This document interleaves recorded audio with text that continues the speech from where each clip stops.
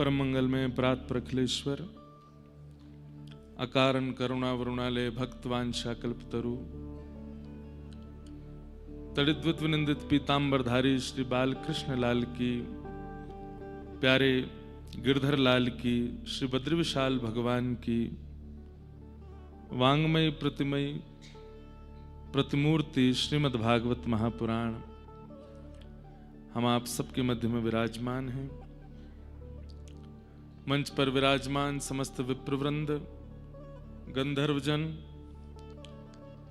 कथा के यजमान परिवार, पाठक परिवार, काशी से पधारे सब लोग और आप सभी श्रोता भाई बंधु मातृशक्ति, सबको जय श्री कृष्ण, जय सिया राम, जय श्रीमन नारायण, जय श्रीमन, जय जय श्री राधे। जय श्री राधे।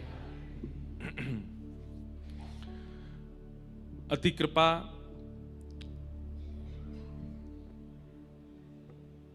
मासानाम मार्गशीर्षों हम, भगवान कहते हैं कि मार्गशीर्ष महीना मेरा स्वरूप है, लेकिन उस मार्गशीर्ष महीने में भी ठाकुर जी की प्राप्ति इतनी सहज नहीं है जितनी सहज भगवत प्राप्ति कार्तिक मास में। कार्तिक मास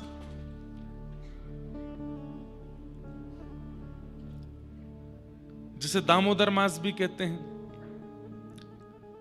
मतलब एक प्रकार से जितने महीने हैं प्रत्येक महीने में आपको साधन करना पड़ेगा, आपको ठाकुर जी को रिझाना पड़ेगा, आपको ठाकुर जी को प्रसन्न करना पड़ेगा, तब ठाकुर जी रिझेंगे। लेकिन कार्तिक मास में तो ठाकुर जी बंधते हैं, प्रेम पाश में बंधते हैं। या ऐसा मैं कह दूं कि साधकों के लिए मार्गशीर्ष मास होगा,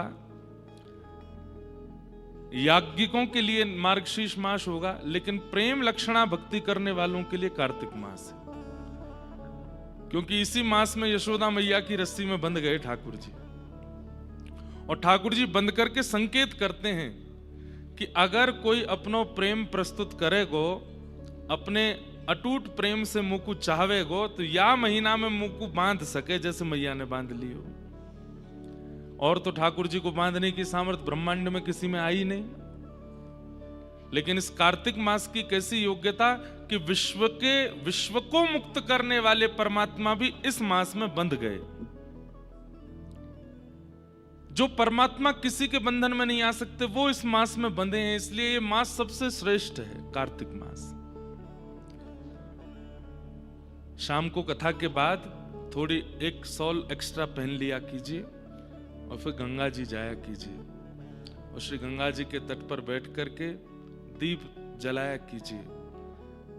दीप दान तो यहां करेंगे तो दीपक तो पहले ही उल्टो हो जाएगा। यमुना जी की तरह वृंदावन में तो नहीं होगा कि बहने लगे, पर आप घाटों को तो सुंदर सजा ही सकते हैं। दीप दान यहां करो, गंगा जी को केवल दूर से दिखा दो और किनारों पर ही दीपक खूब सुंदर प्रस्तुत करो। हमारे यहां दीपदान क्यों होता है पता है?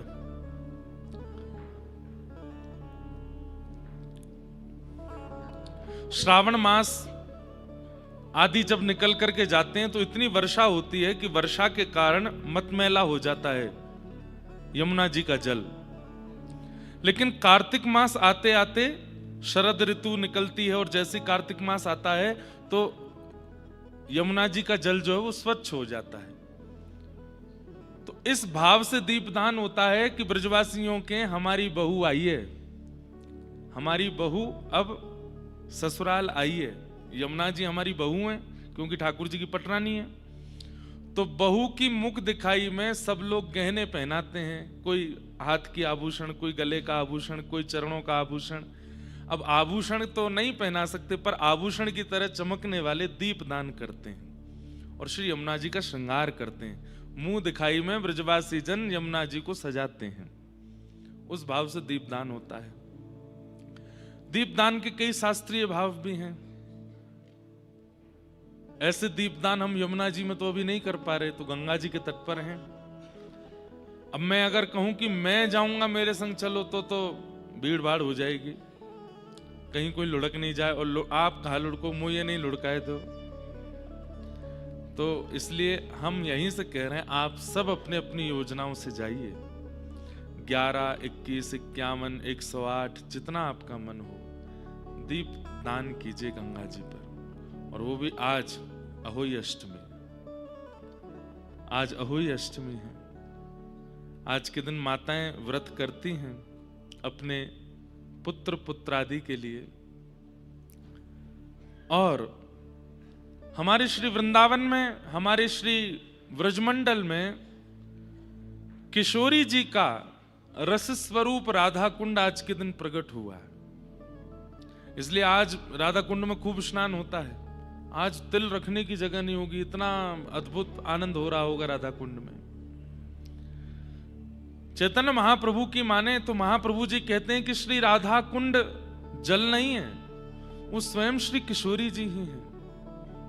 इसलिए कई परंपरा के लोग राधा कुंड जी में स्नान भी नहीं करते। क्यों? बोले किशोरी जी हम चरण कैसे रखें। पर उस परंपरा के लोगों को ही मानना है। बाकी अन्य परंपरा के लोग तो राधा कुंड में स्नान करते हैं, कंठ भर जल में खड़े होकर के राधा कृपा कटाक्ष का भाव गाते हैं, किशोरी जी को रिझाते हैं, मनाते हैं। राधा कुंड क्या है? किशोरी जी की प्रसन्नता का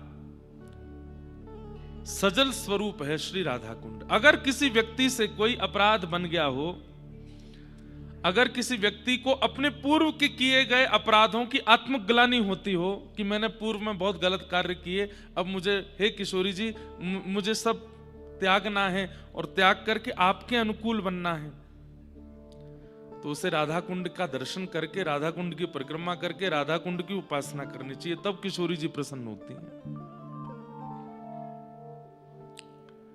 वत्सासुर नाम का एक दैत्य आया, जो कि था तो असुर, पर उसने मन में विचार किया कि कन्हैया गौ पालक हैं, गैयाओं से बहुत प्रेम करते हैं। अगर मैं बछिया बछड़ा को रूप धारण करके जाऊंगा तो कन्हैया मुझको अपने पास बुला लेंगे, और जैसे ही अपने पास बुलाएंगे मैं थोड़ी देर इनसे खेलते खेलते फिर राक्षस बन के इनका वध करूं। लेकिन ठाकुर जी सब जानते हैं। जैसे ही वत्सासुर आया, ठाकुर जी थोड़ी देर तो उसके संग खेले। थोड़ी देर में ठाकुर जी को पता चल गया कि ये असुर है, और भगवान ने युद्ध करके उसका वध कर दिया।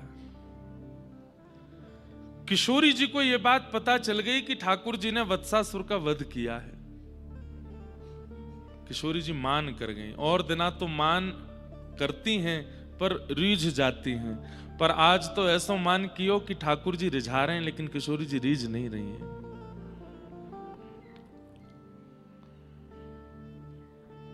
ठाकुर जी किशोरी जी के पास गए, चरणन में प्रणाम करें। हे श्यामाजू, ऐसो कहा अपराध भयो, आप इतनी मान करके बैठी हैं मुझे। किशोरी जी बोली, आप गौपालक कहलाते हैं, आपको लोग गोपाल कहते हैं, और आप स्वयं ही एक बछड़ा को मार रहे हैं। ठाकुर जी बोले, अरे श्यामाजू, वो बछड़ा के रूप में राक्षस आयो, ऐसे तो रूप बना करके कोई भी आ जाएगा। अरे त्रेता में जो गलती भाई वो द्वापर में ना होएगी। कौन सी गलती? बोले त्रेता में संत को रूप धारण करके रावण आयो, और वाक्य संतत्व को जान करके किशोरी जी ने अपने आप को उसके हवाले कर दिया कि वो संत के रूप में आया है। ये भैलूपिया रूप बना बना करके राक्षस आवे, अब बहुत दिनों तक इनको मान नहीं होएगा।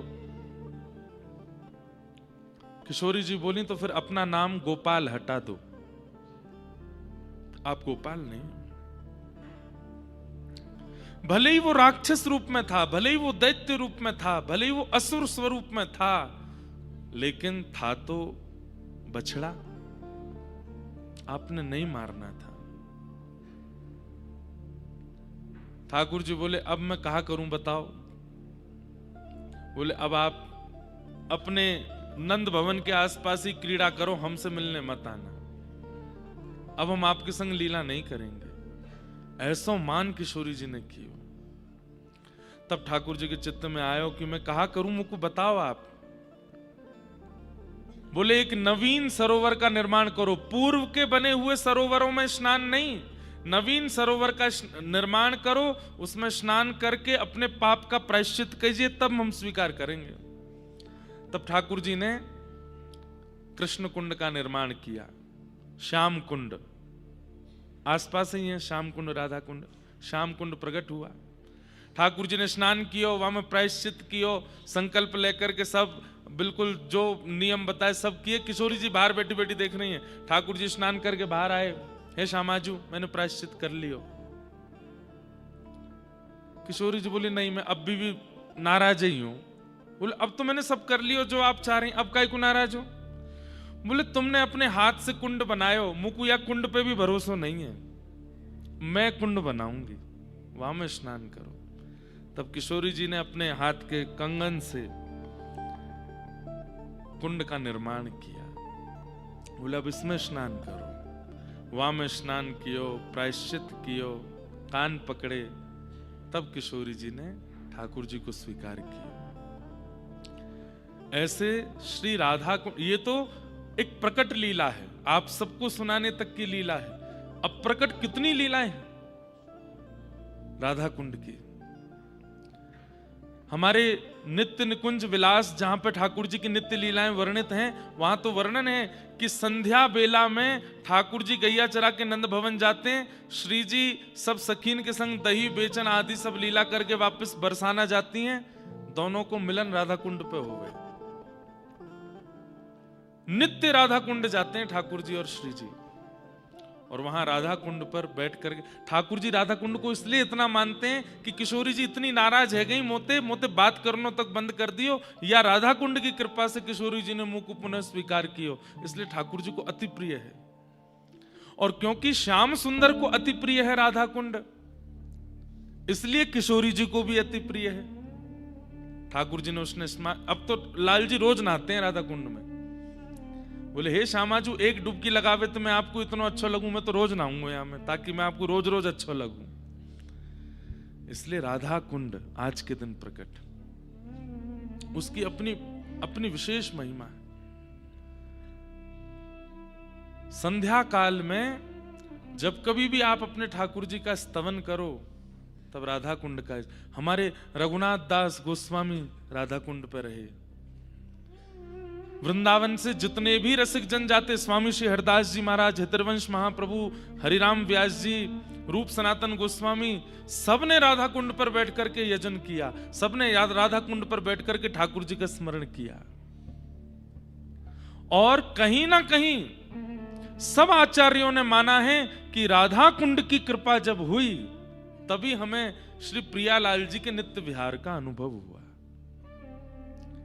ऐसे राधा कुंड का आज प्राकट्य दिवस है, उन्हें हम बारंबार प्रणाम करते हैं। राधा कुंड सरोवर नहीं है, राधा कुंड तालाब नहीं है, वो स्वयं सजल श्री किशोरी जी हैं, श्री लाडली जी। अभी तो बद्रीनाथ में वो नहावे की बात ही मत करो यहां तो पर हमारे साथ तो ठाकुर जी बहुत खेल रहे हैं, क्या बताएं। आज तो ऐसी ऐसी लीला करी रात में, क्योंकि हमको नीचे उतरते ही हमको समय नहीं मिलता, इतनी भीड़ और इतने सब कार्यक्रम रहते हैं, बिल्कुल समय नहीं मिलता। तो कई कार्य तो हम बद्रीनाथ में ही बैठे बैठे कर रहे हैं, अपने गायन के कार्य हों, अध्ययन के कार्य हों, लेखन पठन के कार्य हों, सब बद्रीनाथ में कर रहे हैं, यहाँ ज्यादा भीड़ नहीं। तो रात्रि में कुछ कार्य में व्यस्त थे, 1 बज गया, 3 बजे अभिषेक में जाना था ठाकुर जी के। 40 मिनट के लिए आंख बंद करी, खुली तो 3 बज गए। अब बाथरूम को मैं देखूं, नल मुझे देखें, बोले चला लो। मैं कहूं तुम बहुत ठंडे हो, कैसे चलाऊं नहीं नहीं प्रयास तो करो, मैं गर्म हूं गीजर चला है, चलाया, लेकिन धोखा दिया, ठंडा ही आया। अब मैं बहुत देर तक वहां पे, हम जहां रुके वहां स्लिप लगी है कि 2-3 मिनट प्रतीक्षा करने पर गर्म पानी आएगा प्रतीक्षा करी, नहीं आवे। यहाँ समय होता जा रहा है, स्नान ठाकुर जी के जलाभिषेक के लिए, पंचामृत अभिषेक मंगला दर्शन के लिए वहां पहुंचना है। लेकिन जल तो आ ही नहीं रहा गर्म, अब क्या करें। बाहर का तापमान देखूं फोन में तो -7। हमने की आज गंगा मैया बस कृपा। मैं रोज गंगा जी के ऊपर से निकलता हूं ना, तो गंगा जी के ऊपर से देखता हूं। स्नान तो हम करेंगे नहीं, ऊपर से प्रणाम है। तो गंगा जी बोली कैसे नहीं करोगे, आज तेरे कमरा में ही आऊंगी मैं। आज बिल्कुल शीतल जल महाराज सवेरे। अब मैं स्थिति में ही जानता हूं। आज सारे देवता याद आ गए। अब आज एक बार के लिए तो बंद ही हो गई थी। स्नान कर लिया जैसे तैसे करके, और उसके बाद थोड़ी देर के लिए ऐसा लगा जैसे कि वैकुंठ का दर्शन हो गया हो। तैयार भये, दर्शन करने आए बद्री विशाल भगवान के।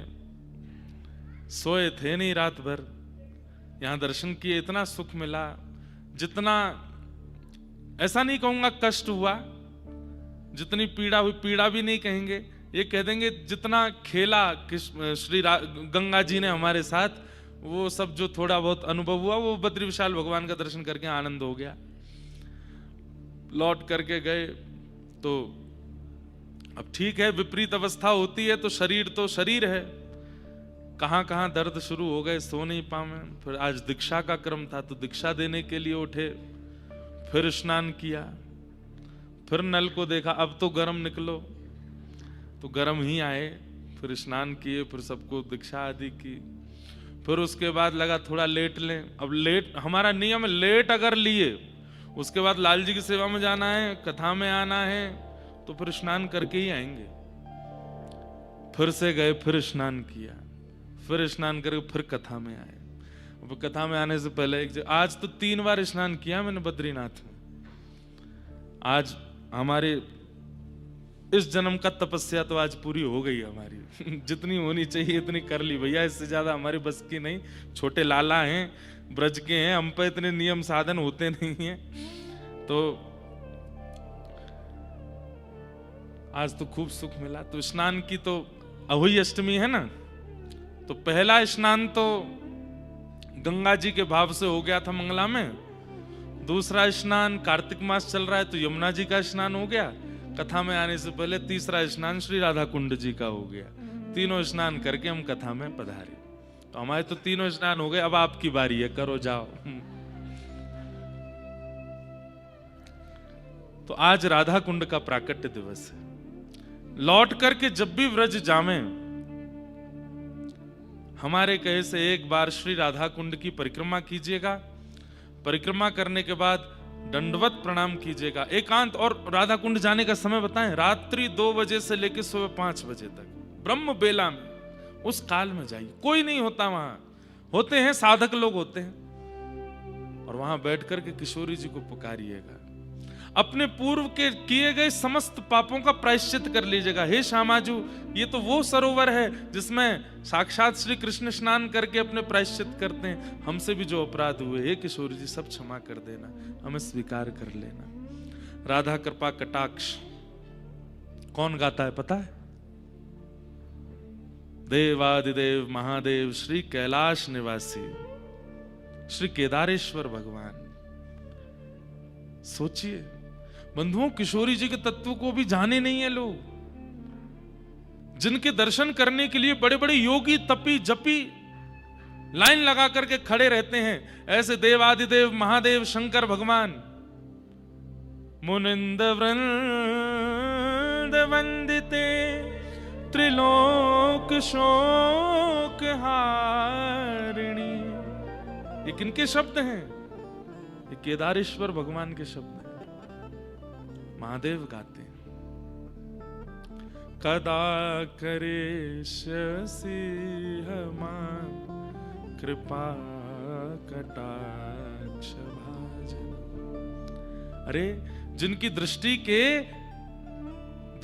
के एक कोण में आने के लिए पूरा ब्रह्मांड तरसता है, वो महादेव किशोरी जी से कह रहे हैं कि हे श्यामाजू, एक बार मेरी ओर जरा नेत्र घुमा करके जरा अपनी कृपा की कोर मेरे ऊपर डाल दीजिए। वो महादेव कह रहे हैं, वो किशोरी जी। वो श्री राधा रानी है। उन्हीं राधा रानी के रसस्वरूप श्री राधा कुंड के प्रादुर्भाव दिवस की आप सबको बहुत बहुत बधाई। जब भी व्रज जाइए राधा कुंड जाइएगा, स्नान करके परिक्रमा करके कोई स्तुति गान आदि कुछ कीजिएगा और अपने पूर्व के समस्त पापों की क्षमा मांग लीजिएगा। किशोरी जी को क्षमा की आवश्यकता नहीं है, वो तो बिना आपके क्षमा मांगे ही आप पर कृपा कर रही हैं, पर फिर भी कर लीजिएगा, कृपा करेंगे श्री किशोरी जी। आइए आज के प्रसंग में प्रवेश करें।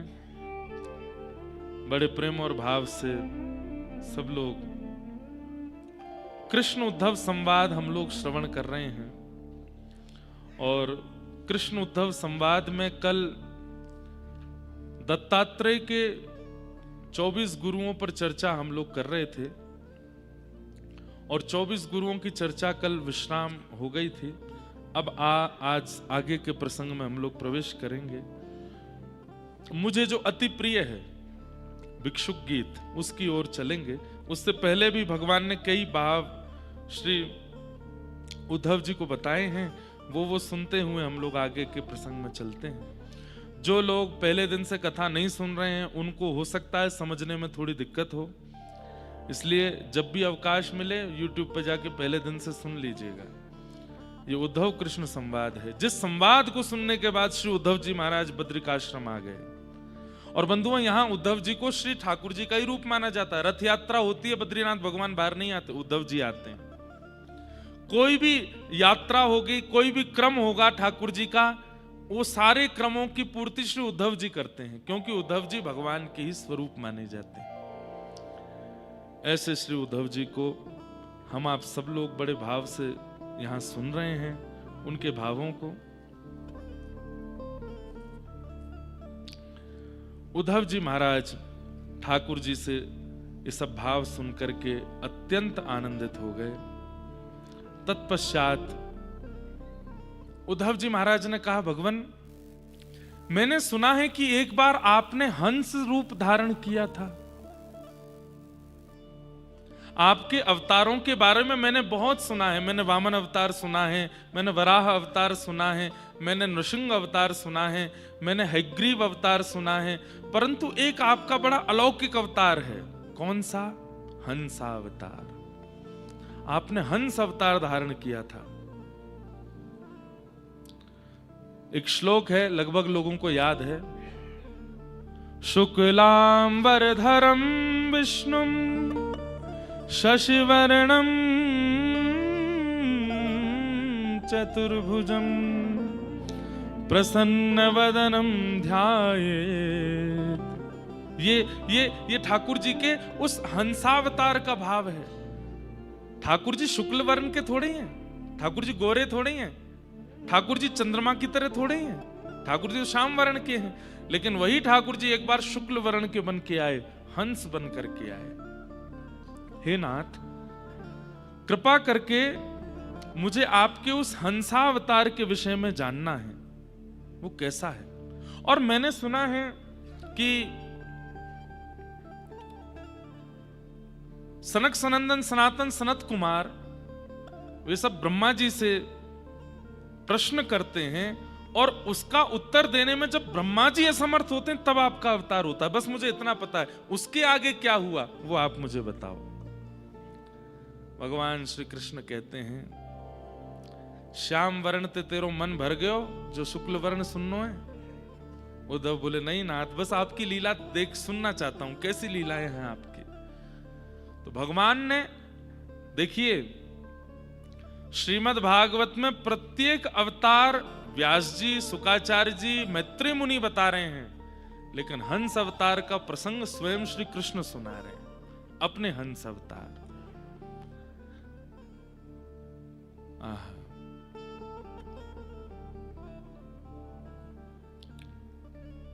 सनकादियों ने एक दिन ब्रह्मा जी से प्रश्न किया। भगवान बता रहे हैं, सुनो उद्धव। और एक बात बताएं, हर जगह सुनो उद्धव से अति ठाकुर जी बोलते हैं, प्रिय उद्धव सुनो, मैं तुम्हें बताता हूं। अत्यंत आनंद में भगवान अपने हंस स्वरूप का वर्णन करते हैं। बंधु बहुत ज्ञान परक और बहुत गूढ़ विषय है, लेकिन आप लोग सुनेंगे तो सुख मिलेगा।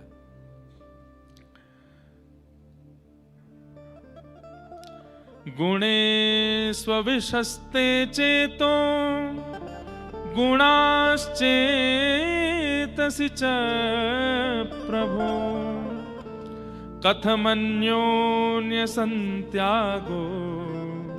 मुमुक्षोरतितीतिशो।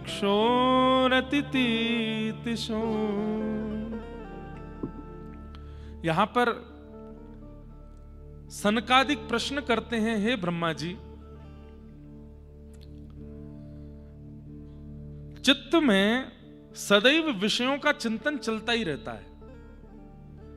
चाहे व्यक्ति नाम जप करे, चाहे व्यक्ति धाम चला जाए, चाहे व्यक्ति कथा सुने, चाहे व्यक्ति तिलक लगावे, चाहे व्यक्ति गुरु आश्रय में रहे, बहुत ध्यान से सुनिएगा, उसके चित्त से विषय का चिंतन पूर्ण रूपेण नष्ट हो जाए ऐसा कभी नहीं होता। आप बद्रीनाथ में बैठे हैं, ऐसे पावन तीर्थ में बैठे हैं, लेकिन यहां पर आने के बाद भी जहां किसी प्रकार के विषय का चिंतन हो ही नहीं सकता, फिर भी विषय एक ना एक दिन आ ही जाता है। संसार का विषय, संसार के भोग, संसार की वो कामनाएं फिर भी हमारे चित्त में आ जाती हैं। सनकादि ऋषि कहते हैं, पिताजी ब्रह्मा जी, हमें ऐसा लगता है कि चित्त में विषय चिपक चुका है और वो उससे कभी अलग नहीं हो सकता। जिस चित्त में कभी विषय अलग होता ही नहीं है, तो फिर उसके विषय त्याग की इतनी बात क्यों कही जाती है? हमारी बात समझ लीजिएगा, बस ये थोड़ा गूढ़ विषय है, ऐसे ही नहीं हंस भगवान प्रकट हो गए। ध्यान से सुनो, चित्त में सदा विषयों का चिंतन चलता ही रहता है। एक बार हमारी बंबई में कथा हुई, बहुत पहले की बात। एक व्यक्ति आया, बिहार के थे वो, हमसे आके बोले, महाराज जी एक बात बताएं। मैंने बोलो।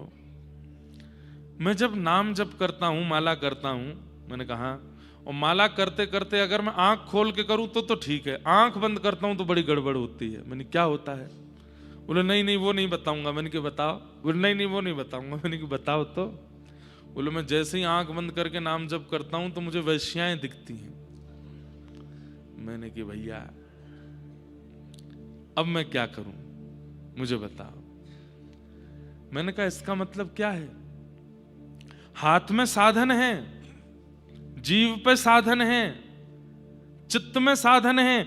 बुद्धि जानती है कि नाम जप चल रहा है, जीव जानती है कि नाम जप चल रहा है, हाथ को पता है कि नाम जप चल रहा है, लेकिन मन फिर भी विषय का चिंतन कर रहा है। इसका मतलब नाम से ज्यादा, ठाकुर जी से ज्यादा विषय का चिंतन पूर्व में बहुत किया गया है, इसलिए वो विषय बार बार प्रकट होता है। जिसका चिंतन हमने अतिशय मात्रा में किया होगा नेत्र बंद करने पर। और एक बात बोलूं, स्वप्न को ऐसे ही मत समझा कीजिए। ये रात्रि में दिखने वाले स्वप्न कई बार आपकी चित्त की स्थिति बताते हैं कि आपका चित्त कितना मैला है। इसलिए स्वप्न को भले ही मिथ्या बोला जाता है, पर शास्त्रों में कई जगह स्वप्न को आपकी चित्त की स्थिति का प्रमाण माना जाता है। कि आपकी चित्त की स्थिति आपको कैसे पता चले? स्वप्न से पता चलेगी, स्वप्न में क्या देखा। जिन लोगों को स्वप्न नहीं आते, या जिन लोगों को महीनों महीनों तक कुछ ऐसा कुछ विशेष आता नहीं स्वप्न में, बहुत अच्छी बात है। लेकिन साल भर निकल गया, स्वप्न आता ही नहीं, यह भी अच्छी बात नहीं है। अगर व्यक्ति नाम जापक बनेगा, अगर व्यक्ति साधन करेगा, अगर व्यक्ति भक्ति मार्ग में आएगा, तो उसको सकारात्मक स्वप्नों का भी अनुभव होगा। कभी रज दिखेगी, कभी वैष्णव दिखेंगे, कभी वृंदावन की लीला दिखेगी, कभी ठाकुर जी की कोई मुकुट वंशी दिखेगी, कभी वृंदावन का यमुना पुलिन दिखेगा, कुछ तो अनुभव होगा। स्वप्न को मिथ्या मत समझा कीजिए। आपके चित्त की वह स्थिति जिससे आप सदा अपने आप को छुपाते हो, वो स्वप्न प्रकट करता है। ध्यायतो विषयाम पुंसः संगस्तेषुपजायते संगात् संजायते कामः कामः क्रोधो विजायते क्रोधात् भवति सम्मोह सम्मोहात् स्मृति विभ्रम स्मृति भ्रंशात् बुद्धिनाशो बुद्धिनाशात् प्रणश्यति। श्रीमद् भगवत गीता में भगवान कहते हैं, बोले व्यक्ति का पतन कहां से शुरू होता है? सबसे पहले व्यक्ति पाप के मार्ग में कब मुड़ता है? तब भगवान कहते हैं ध्यायतो विषयाम पुंस, विषय करे नहीं लेकिन सोच ले, उसका मनोरथ बना ले। जैसे अब मंच से कई विषय ऐसे बताए जाएंगे जो बताने योग्य हो, लेकिन आप लोग अपने मन से आकलन लगा लीजिएगा कि इससे भी गहरे गहरे विषय हैं जो हम चिंतन कर लेते हैं। अब जैसे हमने चिंतन कर लिया, आज मित्र का जन्मदिन है, रात्रि में वहां जाएंगे, वहां पे बैठेंगे। हम पीते तो कभी नहीं है, पर हमारे मित्रजन पिएंगे तो उनको देखेंगे, एक बार कहेगा तो नहीं पीऊंगा, 2 बार कहेगा तो नहीं पीऊंगा, 3री बार कहेगा तो कहूंगा ठीक है, थोड़ा चखूंगा, थोड़ा सा उसको चख के देखूंगा कैसा लगेगा, और फिर चख करके फिर मैं भी उसका अनुभव करूंगा, उससे क्या क्या अनुभव होगा। जैसे मेरे मित्रजन रात्रि में झूमते हैं, फिर मैं भी झूमूंगा। अब उसने वो विषय किया नहीं है, लेकिन उसका चिंतन कर लिया है। ठाकुर जी कहते हैं यहीं से विनाश शुरू होता है। भगवान कहते हैं वो भले ही विषय भोगने ना भी जाए, लेकिन विषय का चिंतन एक बार कर लिया, आज नहीं तो कल, कल नहीं तो परसों, परसों नहीं तो वर्षों बाद एक दिन वो उसको भोगेगा जरूर।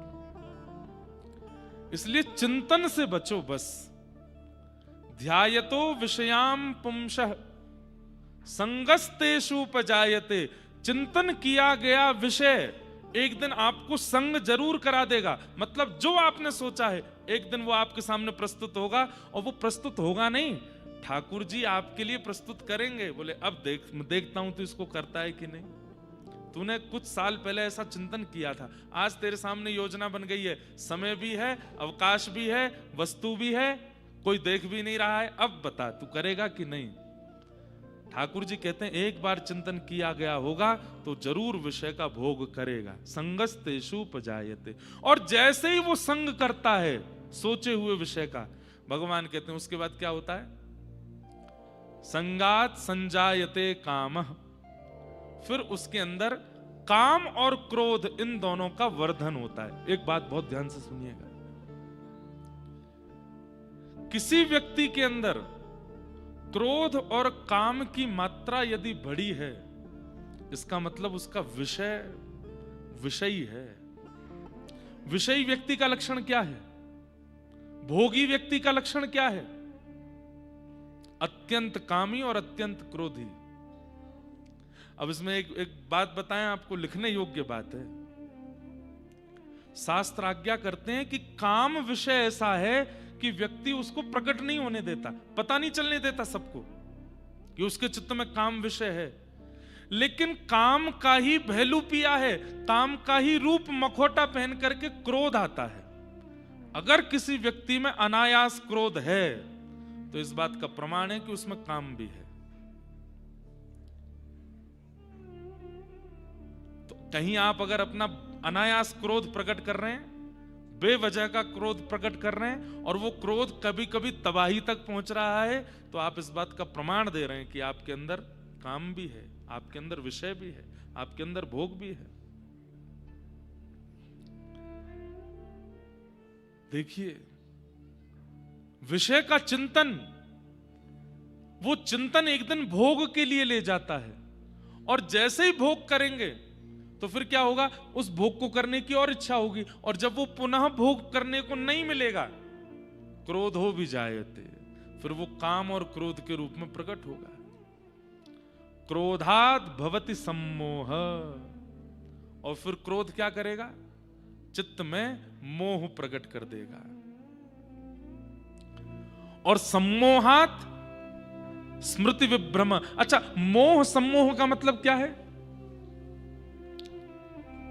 ठाकुर जी को छोड़ के संसार के किसी विषयी व्यक्ति को आप सोचेंगे यही है मेरा सर्वस्व, यही है मेरा जीवन, यही है मेरा प्राण, ये नहीं तो कुछ नहीं, ये है तो सब कुछ है। और फिर कई परिवार के लोगों को, शायद अपने में नहीं तो पड़ोसियों के में या कहीं पर अनुभव तो किया होगा, व्यक्ति इतना पागल हो जाता है एक व्यक्ति के पीछे, सब समझा रहे हैं अरे उसका पीछा छोड़ो, वो अच्छा आदमी नहीं है, लेकिन व्यक्ति उसी के पीछे लगा रहता है। क्रोध बुद्धि का नाश करता है। सम्मोहाद स्मृति विभ्रम। फिर अच्छी बातें अच्छी नहीं लगती, फिर क्या होता है, अच्छा बताने वाला व्यक्ति शत्रु लगता है। आपको समझाने वाला, आपको टोकने वाला, आपको रोकने वाला, आपको समय समय पर सतर्क करने वाला व्यक्ति शत्रु लगने लगता है। और फिर जैसे ही सद्ज्ञान देने वाला व्यक्ति शत्रु लगने लगे, उसके बाद क्या होगा, बुद्धि नाश, बुद्धि का नाश हो जाएगा।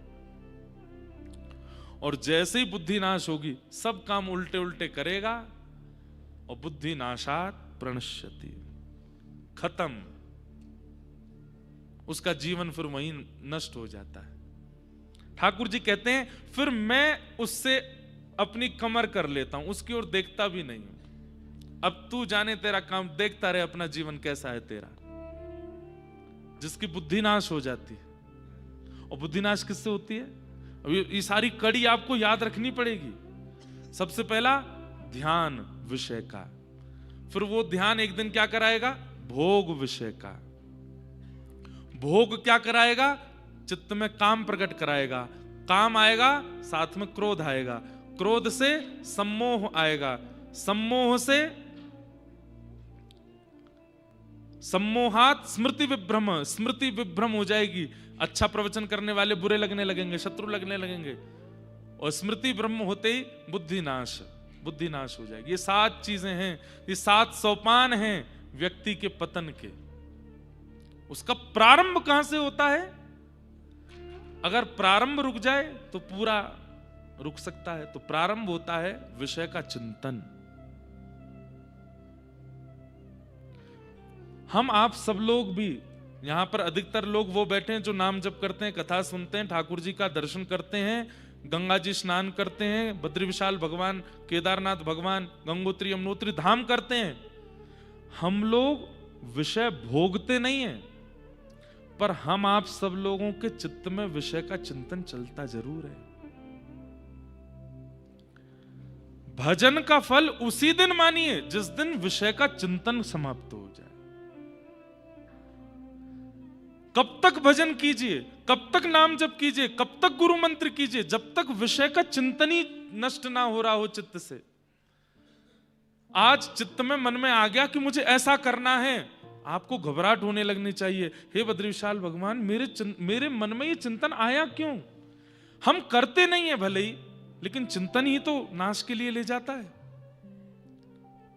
जिस दिन चिंतन बंद हो जाए विषय का, उस दिन समझिए कि अब भजन लग रहा है, अब भजन हो रहा है, अब विषय का चिंतन नहीं होता।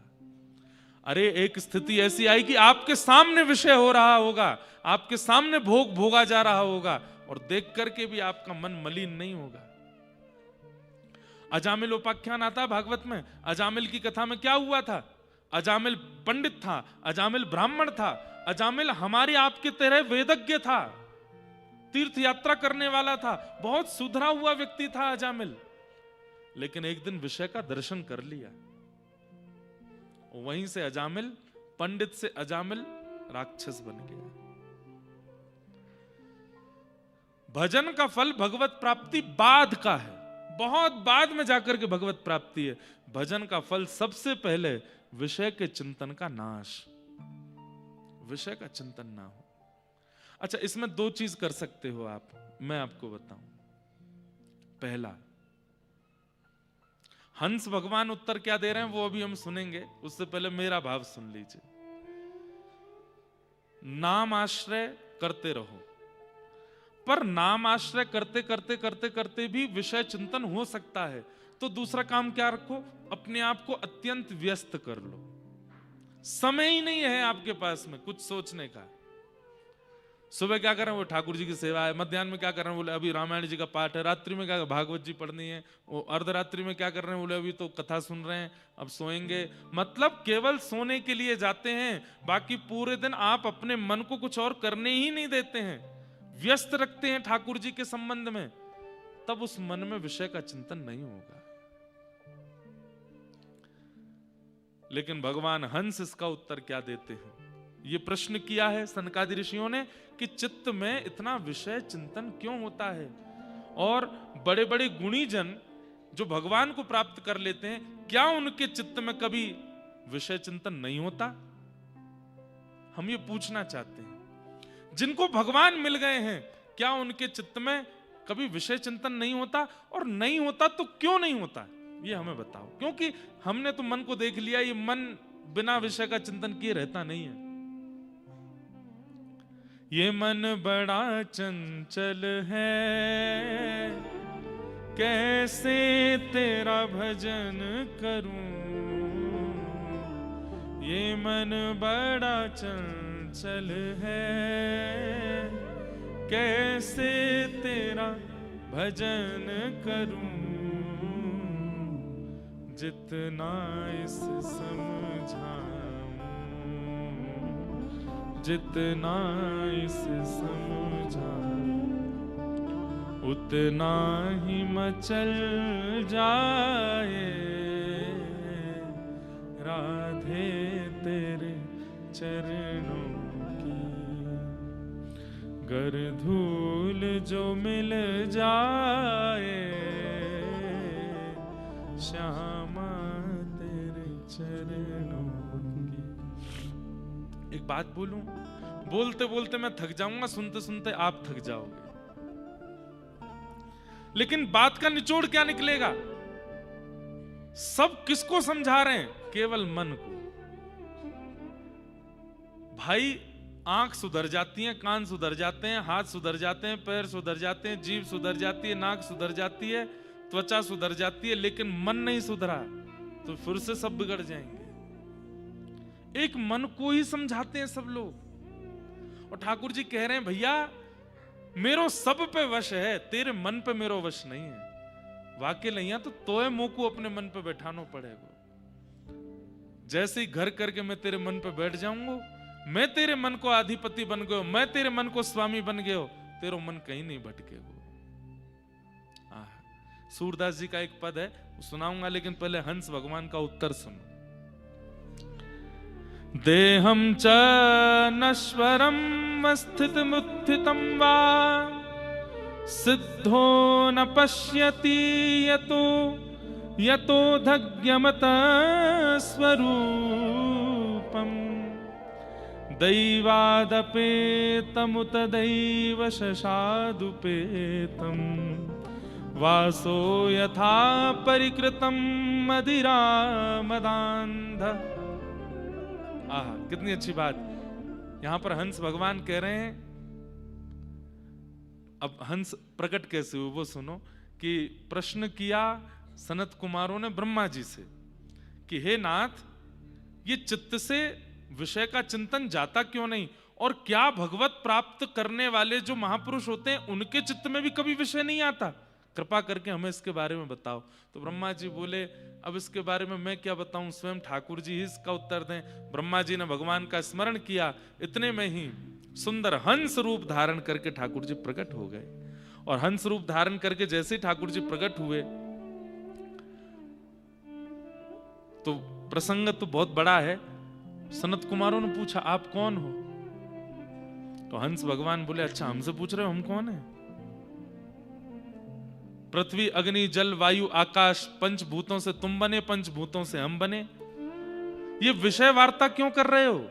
अभी तो तुम बड़े तत्व ज्ञान की बात कर रहे थे, और अब तुम्हारे पास इतना अवकाश है कि तुम मुझसे पूछ रहे हो कि मैं कौन हूं। अरे पंचभूत के तुम, पंचभूत का मैं, पंचभूत का पूरा संसार। सनकादि घबरा गए, बोले आप नाराज हो गए, आप निश्चित परमात्मा है। हे भगवान, हमारी जिज्ञासा का समाधान करो। तब वही प्रश्न उन्होंने पुनः दोहराया। तब हंस भगवान ने उत्तर देते हुए कहा, भैया देखो, जिस प्रकार, अब उत्तर क्या दे रहे हैं सुनो। मदमस्त व्यक्ति, मदमस्त कौन होता है? मदिरा पान करने के बाद उस मदिरा के नशे में मदमस्त होने वाला व्यक्ति, उसको इतना भी भान नहीं होता कि मेरे शरीर पर कपड़ा टेढ़ा है, कि फट गया है, कि पजामा उतर गया है, कि कुर्ता फट गया है, कि जेब में छेद हो गया है। अरे उसको ये भी भान नहीं होता कि मैं रोड पर चल रहा हूं, कि कीचड़ में चल रहा हूं, मैं बिस्तर पर लेटा हूं कि नाली में लेटा हूं। अरे एक मदमस्त व्यक्ति पी करके नाली में गिर गया, सूकर आकर के उसके पांव को खुजाने लगे, किसी ने आकर के उसको निकाला। अरे क्यों निकाल रहे हो? अरे भाई नाली में, अरे नाली ये तो स्वर्ग है। अरे सूकर तेरे पांव काट रहे हैं। बोले अरे वो तो अप्सराएं हैं, चरण दबा रही हैं। मदमस्त व्यक्ति ऐसा हो जाता है। हंस भगवान कहते हैं जिस प्रकार सामान्य से मदिरा पान करने वाला व्यक्ति, उसको अपने देह का जब भान नहीं रहता, ऐसे ही मेरे आराधन में जब व्यक्ति आ जाता है तो मेरा आराधन, मेरा भजन, मेरा कीर्तन, मेरा प्रेम, वो तो उस मदिरा के नशे से बहुत ऊंचा है। जब उसके नशे में व्यक्ति आ जाता है तो उसको कोई भान नहीं होता, उसके चित्त में और कुछ आता ही नहीं है, उसके चित्त में केवल सदा मेरा चिंतन रहता है। एक बार मैं जिसको दिख जाता हूं, एक बार जो मुझे प्राप्त कर लेता है, उसके चित्त में अन्य साधन कभी भूल करके भी नहीं आते। क्यों? बोले मेरा प्रेम, मेरा आस्वादन, मेरा दर्शन, मेरा स्मरण, वो उस मध्य के नशे से बहुत ऊंचा है। और उस नशे में जब व्यक्ति पड़ जाता है, उसको और कुछ भान नहीं रहता। जित देखूं उतित श्याममयी है, मीराबाई जैसी स्थिति हो जाती है, सूरदास जैसी स्थिति। कहां इनके चित्त में विषय चिंतन होता है?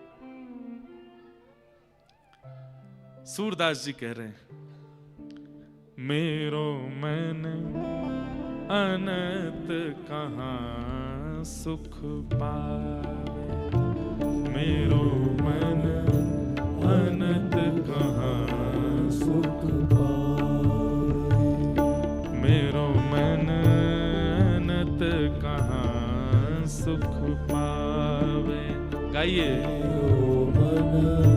अनंत कहां सुख पावे। जैसे हाँ, जैसे जहाज को पंछी उड़ के, जैसे जहाज को पंछी उड़ के पुनः जहाज में आवे, हाँ पुनः जहाज में आवे, मेरो मन अनंत कहां सुख पावे, मेरो मन अनंत कहां सुख पावे, ओ मेरो मन अनंत कहां सुख पावे, मेरो मन अनंत कहां सुख पावे। जैसे उड़े जहाज को पंछी, जैसे उड़े जहाज को पंछी पुनः जहाज में आवे, हाँ पुनः जहाज में आवे, ओ मेरो मन अनंत कहां सुख पावे, मेरो मन अनंत कहां सुख पावे, ओ मेरो मन अनंत कहां सुख पावे, मेरो मन अनंत कहां। जहाज जब अपना छोड़ देता है और उस समय जहाज पर जो पंक्षी बैठ करके निकल जाता है, बीच समुद्र में पहुंच जाने के बाद वो पंक्षी भले ही उड़ता है, जगह जगह ढूंढने के लिए कहीं जाऊं, किसी पेड़ पे बैठूं, लेकिन अब तो बीच समुद्र में है, कहीं नहीं जाता, लौट के फिर जहाज पे ही आता है। हंस भगवान यही कह रहे हैं, मुझे भजने वालों की स्थिति ऐसी हो जाती है कि एक बार मेरा दर्शन करने के बाद, मेरा अनुभव करने के बाद, वो चाह करके भी किसी और विषय का चिंतन करते हैं तो भी नहीं कर पाते, लौट के मेरे पास ही आते हैं। हमारी स्थिति ऐसी बनी नहीं है। हम बद्री विशाल भगवान के चरणों में आ गए, लेकिन अभी अगर हमको कोई प्रलोभन दे दे विषय का, हम उसको भोग लेंगे। जैसे वही बात है ना, कहां जाएगी पतंग तेरे हाथ में है डोर। अभी हमारी डोर ठाकुर जी ने पकड़ी नहीं है, हम कहीं भी चले जाते हैं, कहीं भी भटक जाते हैं, लेकिन ठाकुर जी कहते हैं जिसने एक बार मेरा आस्वादन कर लिया वो कहीं भी दौड़ के चला जाए, लौट के मेरे पास ही आएगा। कमल नैन को छाड़ महात्म, कमल नैन को, कमल नयन को छाड़ महात्म, कमल नयन को छाड़ महात्म, और देव को ध्यावे, और देव को ध्यावे। कैसे? हाँ, परम गंग को छाड़ पियासो,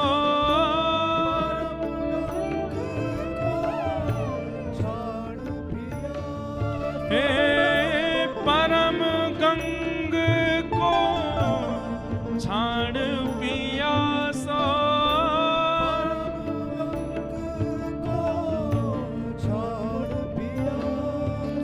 हाँ दुर्मति कूप खनावे,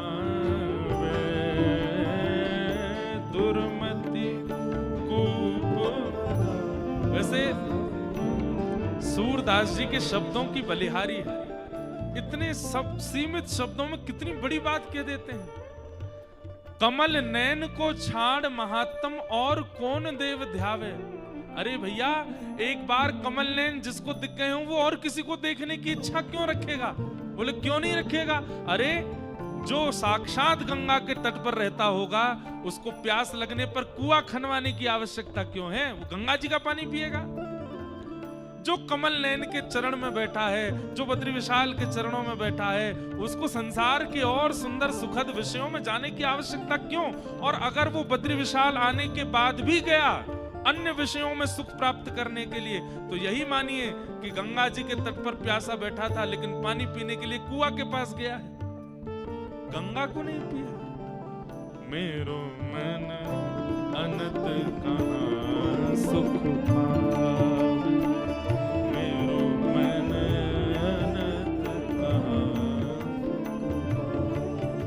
हाँ मेरो मन अनंत कहाँ सुख पावे, मेरो मन अनंत।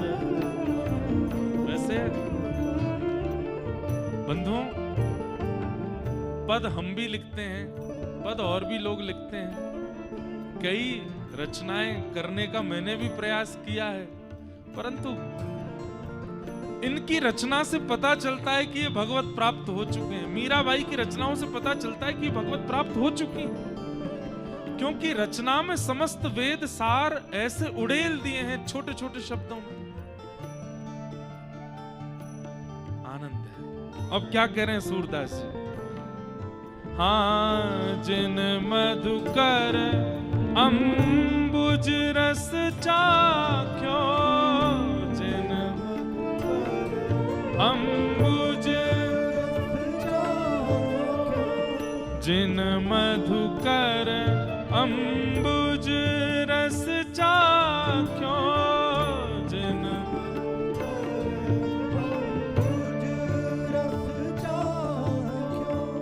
क्यों करील फल खावे, क्यों करील फल। मधुकर किसको कहते हैं? मधुकर मतलब मधु के सदा रस को लेने वाला, भौरा कहो मधुमक्खी कहो, उसका अम्बुज रस यानी कि जहां वो सारा रस इकट्ठा करे, मतलब मधुमक्खी के छत्ते का शहद। जिसने एक बार चख लिया हो वो कोई कसैला फल क्यों खाएगा? एक बार जिसको शहद मिल गया हो वो मीठा मीठा मुख करने के लिए कसैले फल को चख करके क्यों देखेगा मीठा है कि नहीं? सूरदास प्रभु काम धेनु तजे, सूरदास प्रभु काम धेनु तजे,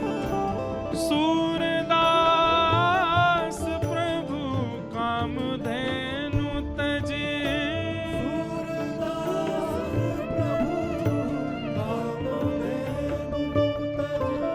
छेरी कौन दुहावे, छेरी कौन। अरे जिसके पास कामधेनु गाय है वो अन्य दूध देने वाले पशुओं का दूध क्यों पिएगा? कामधेनु का दूध पिएगा। ये कामधेनु कौन है? ये मधुकर कौन है? ये कमल नयन श्री कृष्ण ही तो हैं। एक बार जिसने इनको चख लिया, जिसने इनका आस्वादन कर लिया, वो भी गाने लगेगा, मेरो मन अनंत कहाँ सुख पावे, मेरो मन अनंत कहाँ सुख पावे, हे मेरो मन अनंत कहाँ सुख पावे, मेरो मन जैसे उड़ जहाज को पंछी, जैसे उड़ जहाज को पंछी, पुनी जहाज में आवे, ओ पुनी जहाज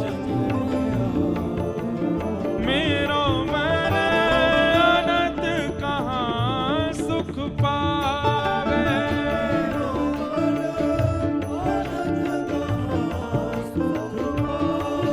हे मेरो मन अनंत कहाँ सुख पावे, मेरो मन हे मेरो मन अनंत कहाँ सुख पावे।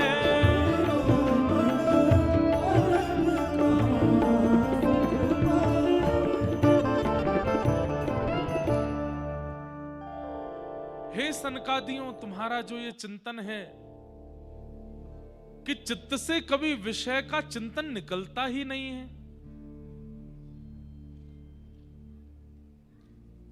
वास्तव में कौआ जब मटके में जाकर के कंकड़ डालता है तो जल स्तर भले ही बहुत नीचे होता है, लेकिन धीरे धीरे धीरे धीरे ऊपर आने लगता है। और यदि वो कंकड़ डालना बंद ना करे तो स्थिति ये होगी कि वो जल निकल करके बाहर अपने आप आएगा। चित्त एक मटका है, ऐसा हो ही नहीं सकता कि इससे विषयों का चिंतन निकले ना। ज्ञान के, भक्ति के, वैराग्य के और सद्गुरु वचनों के कंकड़ डालने पड़ेंगे। नित्य प्रति नित्य डालते रहेंगे। एक दिन ऐसा होगा कि विषय चिंतन, थोड़ा समय तो दीजिए। एक तो आजकल एक नया हो गया है, अब दीक्षा लेते हैं, युवा बालक लेते हैं, आते हैं, वो 2 महीना बाद कभी मिलेंगे। अब 2 महीना तो मैं दीक्षा देते ही हुए, अभी मिलने 10-15 दिन में ही मिल जाते। महाराज जी ध्यान में ठाकुर जी तो आते हैं, पर मिलेंगे कब? अरे मैंने कि 2 महीना में मिल जाए, नेक तो समय दे भैया। कछु तो नेक, थोड़ा तो आपने 26-27 साल संसार को दे लिए, ठाकुर जी तो 2 महीना में ही चाहिए।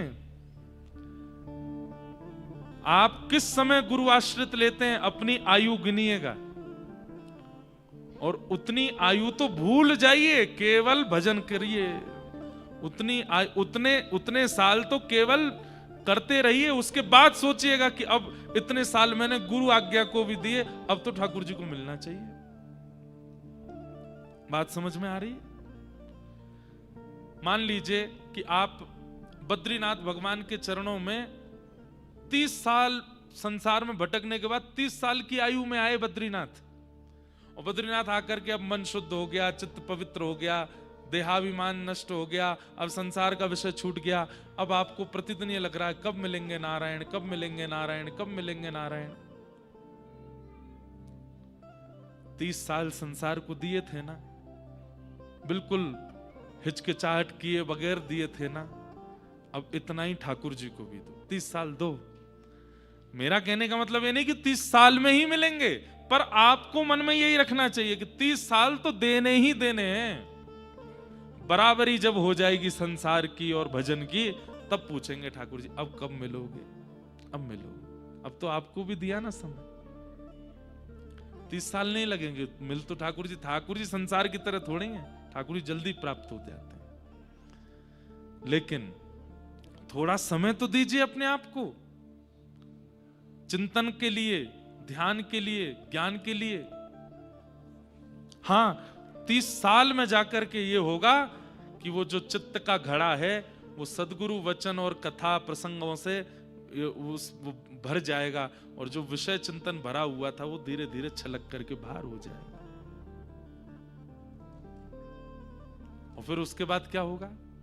उसके बाद श्री कृष्ण आएंगे और आकर के वो जो जितने सद्गुरु वचनों के जो सुंदर सुंदर आपने उसमें सुमेरु डाले हैं, उन सुंदर सुंदर सुमेरुओं को निकाल करके सुंदर घड़े के चारों तरफ सजा देंगे, और फिर उसमें केवल प्रेम लक्षणा भक्ति का रस घोल देंगे, और कुछ फिर चिंतन में नहीं आएगा।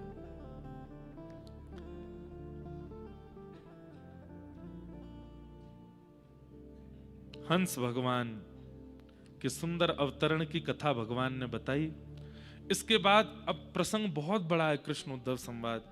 हमने सोचा कि अगर इतना विस्तार करेंगे तो फिर सुंदर सुंदर और प्रसंग वो नहीं हो पाएंगे, तो इसलिए हम सूक्ष्म में बता दें। फिर भगवान ने ध्यान की विधि बताई, ध्यान कैसे लगाना चाहिए, ध्यान करने की विधि क्या होती है, भगवान ने उद्धव को समझाया।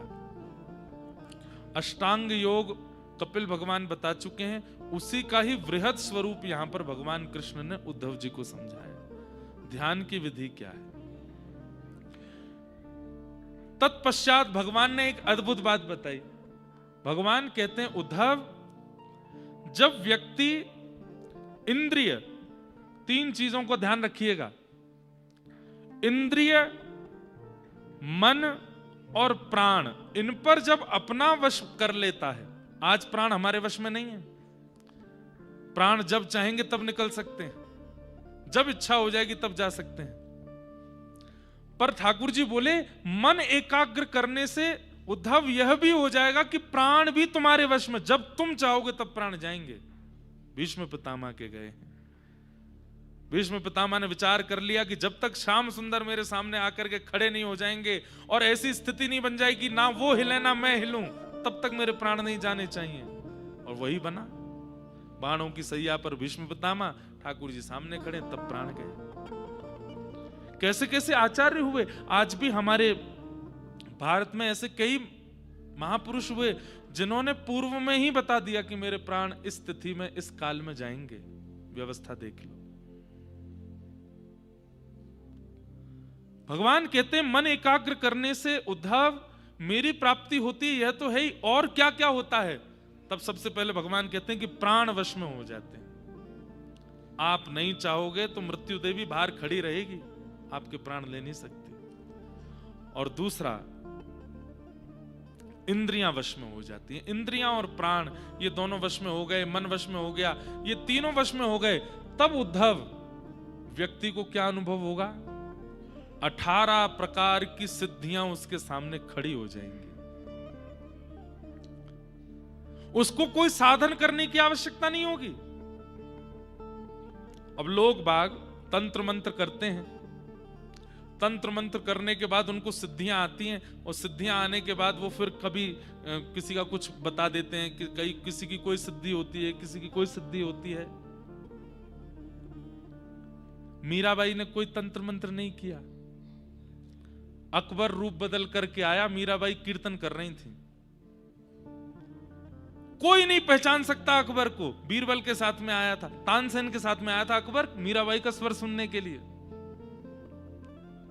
किसी ने मुझे कुछ दिन पहले भेजे कि महाराज जी मीराबाई का जन्म तो पहले हो चुका था, अकबर तो बाद में हुआ, आप कैसे कथा में बता रहे थे। मैंने कहा भैया हमारे पास मीरा चरित्र उसमें स्पष्ट लिखा है, और वो मीरा चरित्र भी प्रमाणित है। मीराबाई के ही वंशज हैं, अभी वृंदावन में है एक सौभाग्य कुमारी बाई जी, उन्होंने उस ग्रंथ को लिखा है, उन्होंने उसमें अंकित किया है कि अकबर आया था और बीरबल के साथ रूप बदल करके आया। तो कहते हैं कि मीराबाई बैठी बैठी केवल ऐसे एक बार सब सत्संगियों को देख लेती थी कि सब सत्संगी कैसे, सबकी ओर जैसी नजर घुमा करके देखा तो मीराबाई इतने में ही एक दृष्टि में ही पहचान गई कि ये सत्संगी नहीं है, और ये जिस रूप में आया ये इसका रूप भी नहीं है। जब सत्संग पूरा हुआ तो सब लोग मीराबाई को प्रणाम करने लगे, बाई सा जा रही हैं। दूर खड़े थे अकबर और बीरबल, उन्होंने भी वाह आपने बहुत सुंदर संगीत गाया। मीराबाई जग खड़ी हो गई, कौन हो तुम? तो अकबर बोला हम आगरा के एक व्यापारी हैं। नहीं। अरे सच में हम आगरा के एक व्यापारी? बोले नहीं। अपने वास्तविक रूप बताओ कौन हो? मैं किसी से कुछ कहूंगी थोड़े। नहीं हम आगरा के व्यापारी हैं। बोले तुम्हारे शब्दों से और तुम्हारे नेत्रों से और तुम्हारे उठने बैठने की स्थिति से पता चलता है तुम किसी जगह के राजा हो। कौन हो बताओ? बादशाह अकबर बीरबल से बोला पहले तो मैं इनके स्वर पे मोहित हुआ, अब तो मैं इनकी बातों पे, इनको कैसे पता कि मैं कौन हूं? और अकबर ने तुरंत अपना रूप प्रकट किया। वहां खड़े सब लोग हक्का बक्का, अकबर खड़ा है। उस समय एक छत्र राजा था भारत का। अब बाई साहब को कैसे पता चल गया कि वो अकबर है? जो केवल स्वच्छंद भक्ति करता है, प्रेम लक्षणा भक्ति करता है, ज्यादा प्रपंचों में नहीं पड़ता ना, तो प्रपंच करके प्राप्त होने वाली सिद्धियां अपने आप उसके पास आ जाती। आज अब मैं अपनी कोई प्रशंसा नहीं कर रहा हूं, पर एक मैं बात बता रहा हूं। आज एक भाई आए और वो सोच के आए थे कि महाराज जी मेरा यही नामकरण करें दीक्षा में। मुझे तो नहीं पता था। उनका नाम था शायद विपिन, बैठे होंगे यहाँ पे, दो बैठे विपिन ही नाम था ना आपका? तो ये पहले ही सोच के आए, ऋषिकेश से आए तो ये सोच के आए कि महाराज जी मेरा नाम रखें विपिन बिहारी। तो जैसे ही ये आए तो इन्होंने कहा दीक्षा में पंच संस्कार होते हैं, पहले तप्त होता है, पुण्य होता है, नाम होता है, मंत्र होता है, फिर नाम होता है। तो नाम जब करण करना था तो हमने पूछा क्या नाम है? बोले विपिन। मैंने कहा आपका नाम विपिन बिहारी रामानुजदास। तो ये बोले महाराज जी मैं ये सोच के ही बैठा था कि आप मेरा यही नाम रखो। अब ये कोई सिद्धि नहीं है, पर व्यक्ति जब सामान्य भक्ति करता है और केवल प्रेम लक्षणा भक्ति करता है, ज्यादा प्रपंचों में नहीं रहता है, ठाकुर जी से लेना, ठाकुर जी से देना, मगन रहना और किसी विषय वार्ता में नहीं रहना, सिद्धियां अपने आप उसके चलते फिरते काल में आने लगती हैं।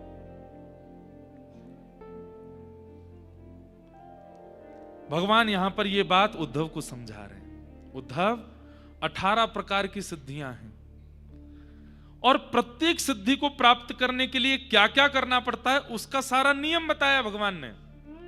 अहिमा नाम की एक सिद्धि होती है, महिमा नाम की सिद्धि होती है, लघिमा नाम की सिद्धि होती है, प्राप्ति नाम की सिद्धि होती है, प्राकाम्य नाम की सिद्धि होती है, ईरिता नाम की सिद्धि होती है, वसिता नाम की सिद्धि होती है, कामावशायिता नाम की सिद्धि होती है। भगवान कहते हैं सारी सिद्धियां मेरे रूम कोपों में हैं, मेरे रोयों में हैं। मुझसे कोई मांगता है तो मैं उसे दे देता हूं। लेकिन उद्धव, जब व्यक्ति बिना प्रपंच में पड़े केवल मेरा स्मरण करता है, मुझसे प्रेम मानता है, मेरी भक्ति करता है और मुझसे कभी कुछ मांगता, दीयमान न ग्रहणंती, मैं उसको देना भी चाहूं तो वो मना कर देता, नाथ और कुछ मत दीजिएगा मुझे। हमारे ब्रज के कैसे रसिक रसिक संत, वो किशोरी जी से प्रार्थना कर रहे हैं, हे श्यामाजू आप मुझसे प्रसन्न होकर के कहीं मुझे श्रेष्ठ मत बना दीजिए, मुझे दीन ही रहने दो। इस प्रकार की भावना जिसके चित्त में रहती है ना उद्धव, उसके संग सदा मैं रहने लगता हूं उसके चित्त में, और मेरे निवास होने के कारण मैं जिन 18 सिद्धियों से युक्त हूं वो सारी 18 सिद्धियां उसके आसपास होने लगती हैं। अब उसको नहीं पता कि आपने उसके बारे में क्या कहा, लेकिन आप जब उसके पास में गए तो आपका मुख देख करके वो बोलने लगा, कहीं ऐसी चर्चा हो रही थी क्या? आप घबरा गए, अरे इसको कैसे पता हमने क्या बोला? उसको किसी ने बताया नहीं है, उसके पास सिद्धि नहीं, पर स्वाभाविक उसकी वाणी में और उसके विषयों में ऐसी सिद्धि आ जाती है कि सब होने लगता है। भूत भविष्य वर्तमान देखने लगते हैं लोग। गोस्वामी तुलसीदास जी को दिखने लगता था, सूरदास जी को तो बिना नेत्रों के अनुभव होने लगता था। सूरदास जी की तो एक उनके चरित्र आप जब पढ़ोगे सूरदास जी का, तो उसमें तो प्रधानता है कि सूरदास जी महाराज अपने घर के बाहर चौबारे पे बैठते थे। जब वो सूरदास बने नहीं थे तब लोग बाग, गांव के लोग आते थे, नेत्र उनके थे नहीं, तो लोग आके पूछते हमारी भैंस नहीं मिल रही, कहाँ है? सूरदास जी बोलते पीछे गांव में जाओ, 4 किलोमीटर बाद एक पोखर है, वहां पर पानी पी रही है, जाओ ले आओ। अरे हमारे बेटे का ब्याह कब होगा? पश्चिम दिशा में एक घर है, उस घर की एक कन्या है, उससे विवाह आपके पुत्र का होगा, बता देते थे। चैतन्य महाप्रभु सिद्धियां अपने आप प्रकट होने लगती, उनकी सामान्य वार्ता में होने लगता था। भगवान कहते हैं इस प्रकार जो अनायास और निष्काम भाव से मेरा केवल प्रेम लक्षण भाव से भजन करते हैं, उनके चित्त में अपने आप ही सिद्धियां प्रकट होने लगती हैं। उद्धव, भगवान ने सिद्धियों के विषय में बताया, फिर बीच में और भी कई प्रश्न किए। एक जगह आकर के उद्धव कहने लगा, बोले कि बहुत देर से आप मुझे बहुत सारे उत्तर दे रहे हैं, अब मुझे एक बात बताइए। बोले क्या? मानव के कल्याण का सबसे बड़ा साधन क्या है? मानव कल्याण का सबसे बड़ा साधन, एक श्लोक में उत्तर दीजिएगा, ज्यादा बड़ी बात नहीं सुननी मुझे, एक बार में बता दीजिए मानव कल्याण का साधन क्या है। भगवान हंसने लगे, उद्धव के गले में हाथ डाल करके बोले इधर आओ सुनो। और भगवान क्या कहते हैं कि न देह माध्यम सुलभम सुदुर्लभम प्लवम सुकल्पम गुरु कर्णधारम मयानुकूलेन नभस्वते ऋतम पुमान भवाब्धिम न तरेत्स आत्मा। उद्धव, क्या बोल रहे तुम? मानव कल्याण का साधन क्या है? सबसे पहला कल्याण तो यही है कि वो मानव है। भगवान क्या कह रहे हैं? उसका कल्याण निश्चित है। इस बात का सबसे बड़ा प्रमाण क्या है? कि वो मानव है, वो कोई जानवर नहीं है। उद्धव, वो कोई अन्य जाति में होता, अन्य जीव योनि में होता, पशु होता, पक्षी होता, किसी अन्य भावों में विचरण कर रहा होता, तो उसे ये प्रश्न करना चाहिए मेरा कल्याण कैसे होगा? मैंने मानव बना करके भेजा है, इसका मतलब कल्याण करके ही भेजा है। अब इस शरीर को माध्यम बना करके इससे अपना कल्याण कर ले। मानव का सबसे बड़े कल्याण का साधन क्या है? उसका अपना शरीर। तुमने कहा था एक वाक्य में उत्तर देना, दे दिया मैंने।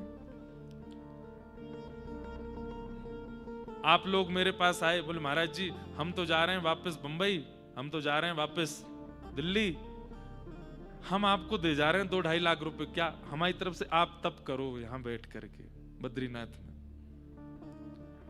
भैया ये कोई जॉब थोड़ी है कि आपके नाम से मैं कर दूं, पैसा आपको मिले। तप आपको ही करना पड़ेगा। आप वहां विषय भोग रहे हैं और यहां बैठ करके मैं आपके नाम से तप कर रहा हूं।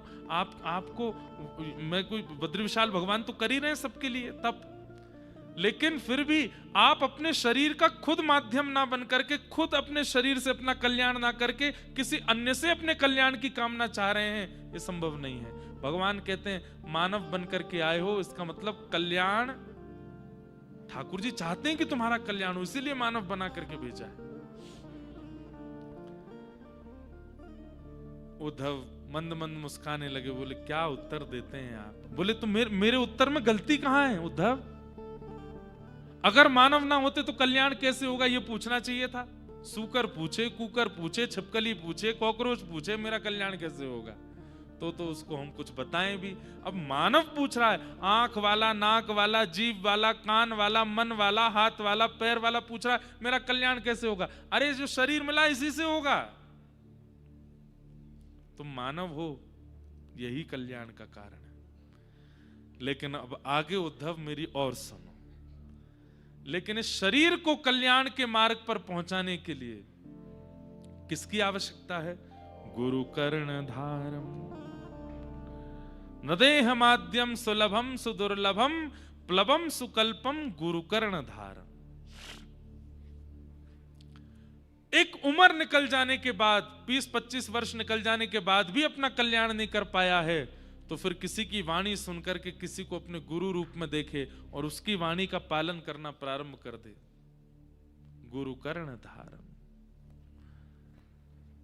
गुरु की आज्ञा का पालन करे, गुरु के चरणारविंदों में रहे। बंधुओं, गुरु तत्व समझना, भगवत तत्व समझने के लिए हम लोग बैठे हैं, पर पहले गुरु तत्व तो जान लें। गुरु तत्व क्या है? कोई मानव नहीं है, कोई इंसान नहीं है, कोई शरीर नहीं है।